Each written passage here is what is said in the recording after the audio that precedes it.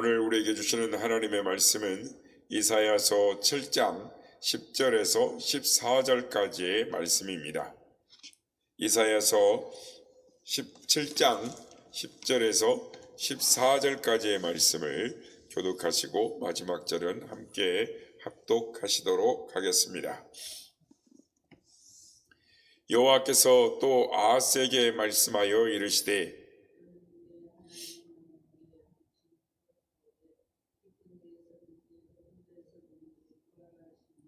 아하스가 이르되 나는 구하지 아니하겠나이다.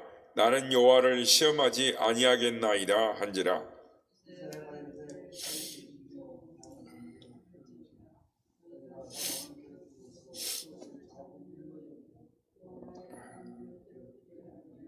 다 같이요. 그러므로 주께서 친히 징조를 너에게 주실 것이라. 보라, 처녀가 잉태하여 아들을 낳을 것이요 그의 이름을 임마누엘이라 하리라. 아멘. 할렐루야.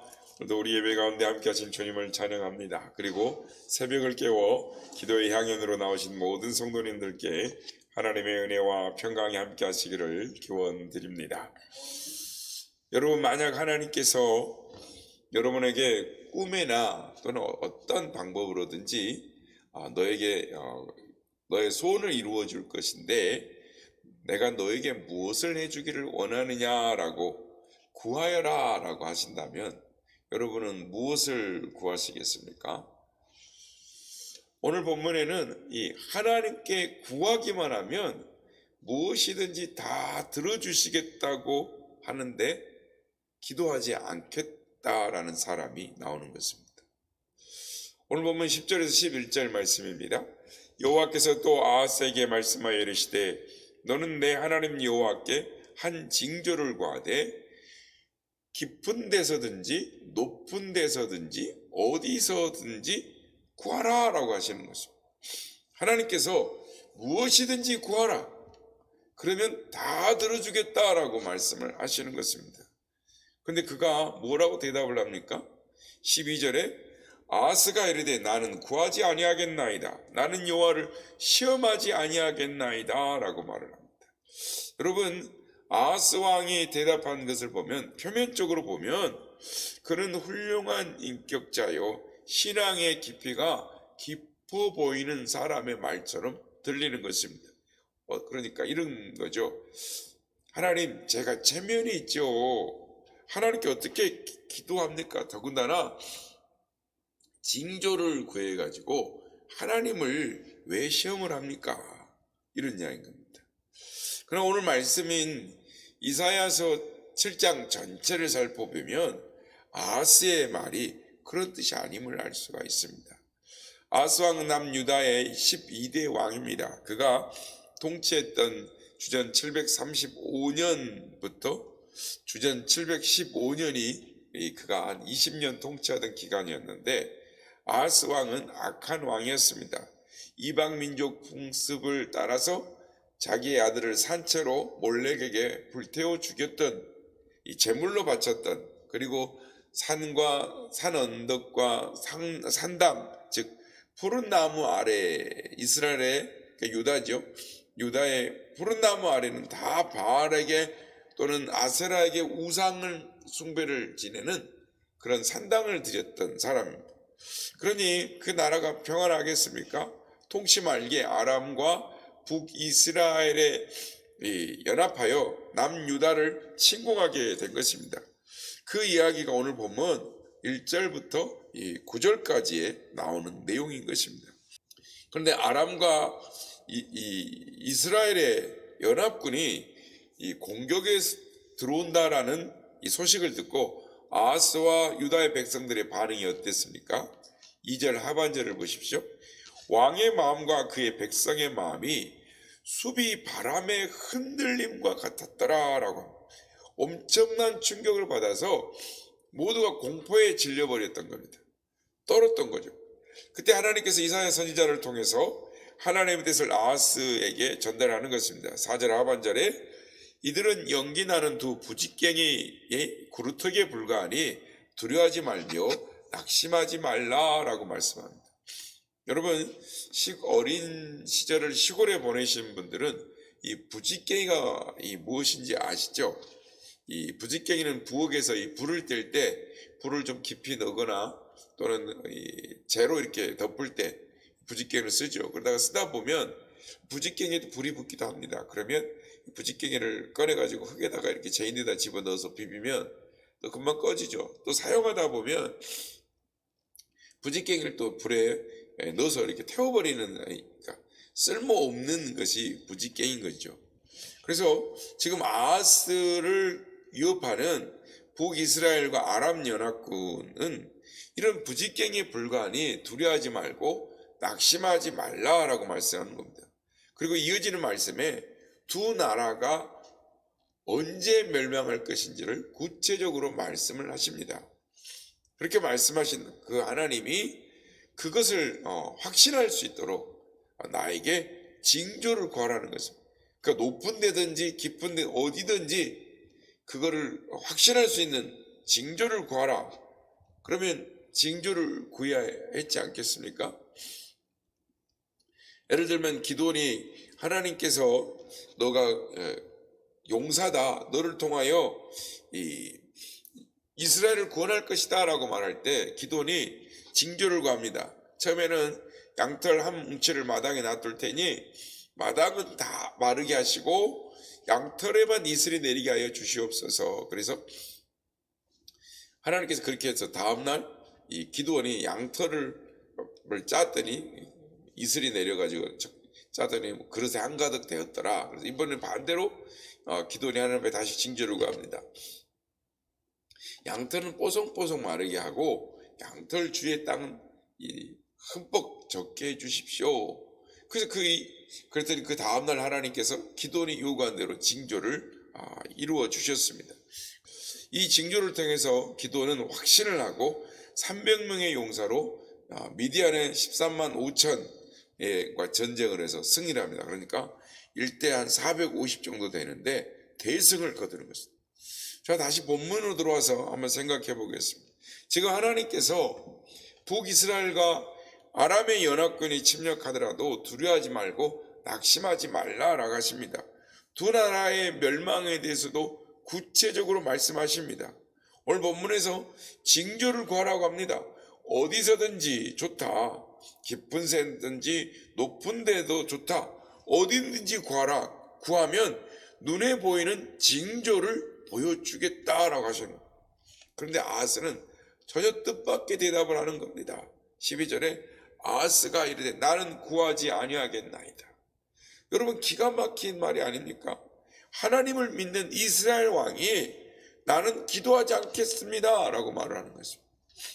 여기서 우리는 하나님께 기도하지 않는 사람이 도대체 어떤 사람인가 생각하게 되는 것입니다.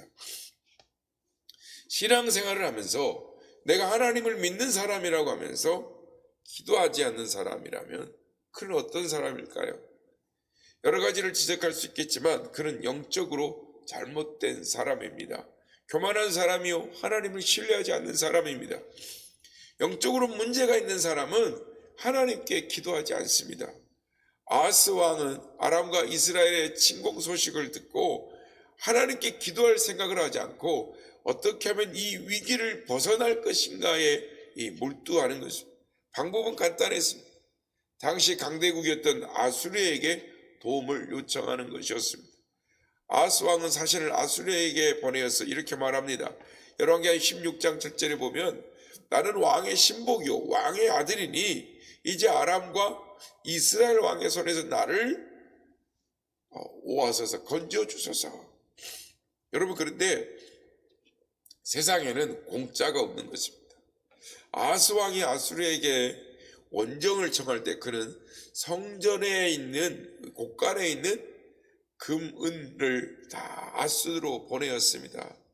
아수르의 도움을 대신 엄청난 대가를 지불해야 했던 것입니다. 이렇게 하나님 대신 눈에 보이는 아수르라는 국가를 의지합니다. 그뿐 아니었습니다. 심지어는 그 나라의 신 몰레게까지 의지합니다. 도움을 구합니다. 그래서 자신의 아들까지도 몰레게 바치어서 죽였던 것입니다. 태워 죽였던 것. 어리석어도 이렇게 어리석은 사람이 있겠습니까? 영적으로 문제가 있는 사람은 이렇습니다. 정작 우리를 도와주실 하나님은 살아계시는데 하나님께서 기도하면 도와주신다고 약속하셨는데도 불구하고 사람을 찾아가서 의지하려고 하고 어디 물어볼 데가 없는가 기웃거리며 찾아다니는 사람들이 있다라는 것입니다. 믿음 생활한다는 사람도 그런 사람들이 있습니다. 사랑하는 성도 여러분, 우리 성도님들 가올 때는 이런 영적인 어리석음이 잘못된 사람이 없기를 바랍니다. 오직 하나님께만 기도하여 응답하시는 하나님의 은혜를 힘입는 우리 모두가 되시길 주님의 이름으로 축복합니다. 그런데 오늘 본문을 보면 하나님을 거부한 아하스의 불신앙에 불구하고도 끝까지 자비와 긍휼을 베푸시는 하나님을 볼 수가 있습니다. 보통 사람 같으면 나를 믿지 않고 신뢰하지 않는다라는 걸 알면 그 사람이 돈 10원도 주지 않습니다. 당장 그 관계를 끝내버릴 것입니다. 그런데 그럼에도 불구하고 하나님은 이스라엘 향한 하나님의 사랑과 긍휼을 거두시지 않는다라는 것입니다. 그래서 우리는 여기서 기억해야 할 것이 있습니다. 어떤 사람이 그 공동체가 잘못을 하면 하나님이 벌을 내리고 매를 막 때리시면 좋을 것 같은데, 그래서 망했으면 좋겠는데 그렇게 안 되는 것을 보고 정말 하나님이 살아계시냐, 하나님의 공의가 있느냐 하면서 실망할 수 있습니다. 그러나 기억해야 할 것이 있습니다. 인간의 역사는 하나님의 주권 가운데 진행되어져 간다라는 것입니다. 사람의 뜻이 아니라 하나님의 뜻 가운데 이루어진다는 것입니다. 하나님의 방법으로 개인과 국가를 이끌어 가신다라는 것입니다. 그래서 우리는 어떤 한 사람이 또는 그 나라의 대통령이, 왕이 잘못된 삶을 살면 바로 하나님이 심판을 내렸으면 좋겠지만, 하나님은 그들이 완고하고 하나님의 뜻대로 살지 않고 죄를 지음에도 불구하고 하나님은 그 배후에서 하나님의 방법으로 개인과 국가를 이끌고 계시다라는 것입니다.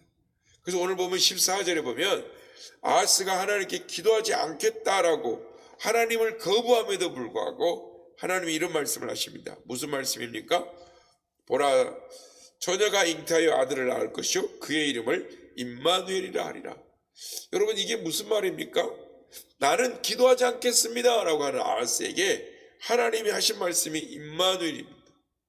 임마누엘이 무슨 뜻입니까? 하나님이 우리와 함께 하신다는 뜻입니다. 하나님이 너희들과 함께 하신다는 하나님의 말씀을 전하는 것입니다. 이 말씀은 우리가 알기에 예수님, 즉 예수 그리스도의 메시아의 탄생을 예언한 말씀입니다. 물론 이 말씀을 예수님의 탄생을 예언한 말씀입니다. 그런데 여러분, 아하스가 난 기도하지 않겠습니다 라고 말한 후에 하나님이 이사야 선지자를 통해서 하신 말씀입니다. 그러면 도대체 이게 무슨 말씀일까요? 이해가 되십니까? 잘 이해가 안 되시죠? 네가 아무리 그래도 네 뜻대로는 안 된다라는 것입니다. 모든 것은 하나님의 뜻대로 된다라는 것입니다. 지금 네 뜻대로 되는 것 같지만 결국은 하나님의 뜻대로 되고 만다라는 것입니다. 그것을 알라라는 것입니다. 오늘 보면 15절 16절을 보면 하나님의 뜻이 어떻게 이루어질 것이다 라고 구체적으로 말씀을 하십니다.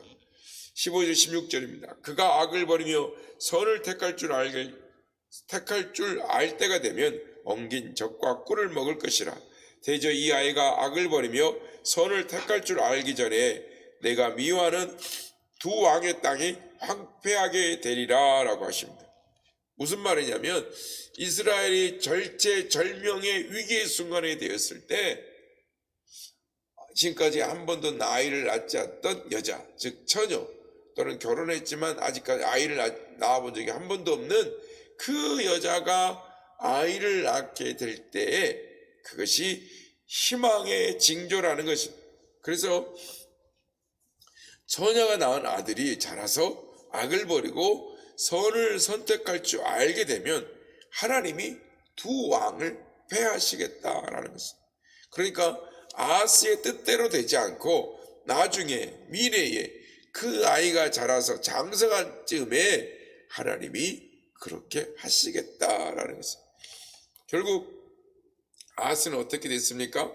하나님을 거부한 아하스는 아수르에게 굴복하고 온 나라의 금은 고가를 다 갖다가 바치고 결국은 죽었을 때도 왕실의 묘실에 묻히지 못하는 불행한 죽음으로 인생을 끝내고 마는 것입니다. 그리고 그의 아들 히스기야 때에 아수르가 무너지고 아람과 북이스라엘이 멸망하는 것입니다. 성도 여러분, 삶이 무질서하고 세상이 엉망진창이고 악한 자가 승리하는 것처럼 보일 때가 있습니다. 그러나 하나님의 뜻은 반드시 이루어집니다. 그러므로 하나님의 뜻을 분별하고 하나님의 뜻에 순종하는 우리가 되어야 되는 것입니다.